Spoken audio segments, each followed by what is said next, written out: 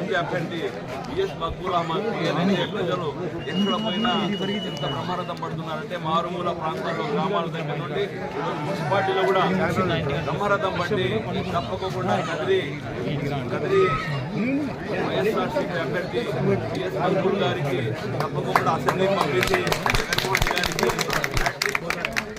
ఎమ్మెల్యేగా మనము అసెంబ్లీకి పంపిస్తాం. అదేవిధంగా రాష్ట్రంలో మరొకసారి జగన్మోహన్ రెడ్డి గారు ముఖ్యమంత్రి కావాలని చెప్పి ఆకాంక్షించారు. కాబట్టి హిందూపూర్ పార్లమెంట్ అభ్యర్థి అయిన మన బోయ శాంతమ్మక్క కూడా పార్లమెంట్ పంపించడానికి ప్రతి ఒక్కరు కూడా కష్టపడుతున్నారు. తప్పకుండా పార్లమెంట్ కూడా హిందూపూర్ అభ్యర్థి బోయ శాంతమ్మ కూడా పంపిస్తారు. కదిరి ప్రజలందరూ ఒకటే ఆలోచన చేయాలి.